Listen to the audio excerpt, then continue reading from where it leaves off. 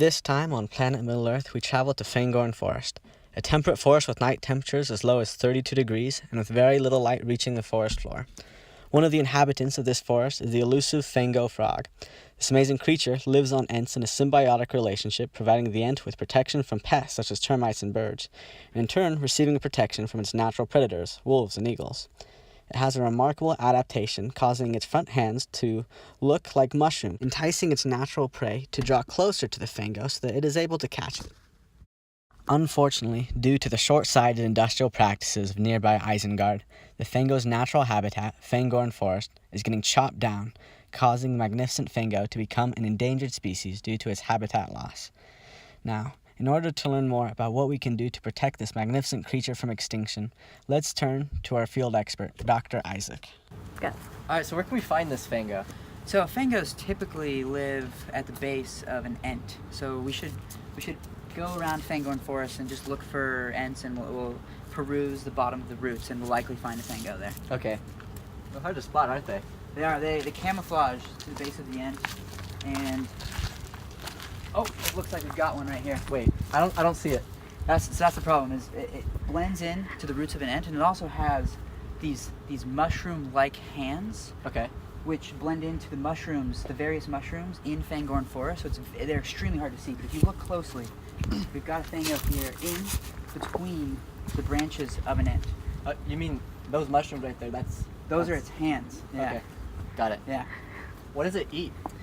So Fangos typically eat flies, small insects, just your typical insects in Fangorn Forest. So how does he find his food?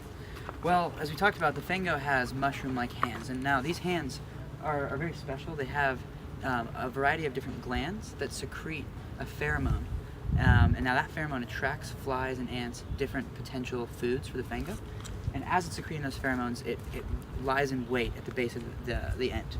So when a fly comes by or an ant unbecoming, then it becomes attracted to that pheromone, and the Fango employs a technique called ambush, which is a way for it to sit still and then just pounce on like the that? ant. Yeah, exactly, just like that.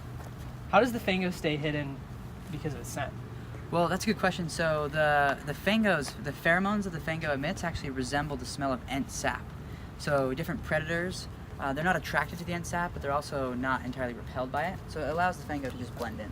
I mean, the way that he camouflages in, as our professional Isaac said, and the way that he's able to attract enough food is obviously one of those advantages that would be passed on from generation to generation. Is that correct? That's correct, yes. Okay, but does this whole evolutionary history have any disadvantages to it? Certainly, yeah. This adaptation has one major disadvantage, which feeds into the life of a Fango.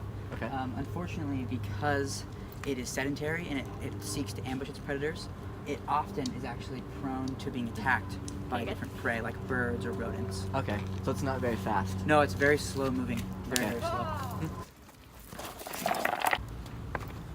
So Isaac, what happens if a Fango is found like a little bit far away from an ant? What if it's not at the roots of an ant? Good question. So, Fango would really only find itself out for two reasons. One would be to mate, or two would be if it's an adolescent Fango that's kind of reached the end of childhood and it's out to go find its own new home. Now, a Fango is going to be very exposed out in the wild, and it's likely that it would be picked up by predators. So how does the Fango go about reproducing? Fango has a behavioral adaptation in the form of a mating ritual. Fangos mate twice a year, and their mating pattern follows the semi-annual meetings of the Ents.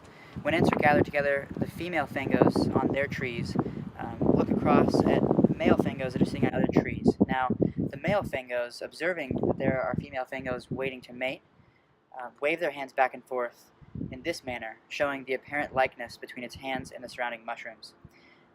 Females prefer the males with hands that appear more closely to mushrooms, probably because of their advantage as camouflaged hunters. Now, whichever Fango raises its arms the highest and has the best hands wins the mate. The female then goes through a difficult but short journey, crawling using its hands from its tree to the males. By sexual selection, the Fangos with the best mating dances propagate the species. Thank you for watching this special edition of Planet Middle-earth. If you'd like to help save the Fango population, please consider donating on Venmo at save-the-Fangos.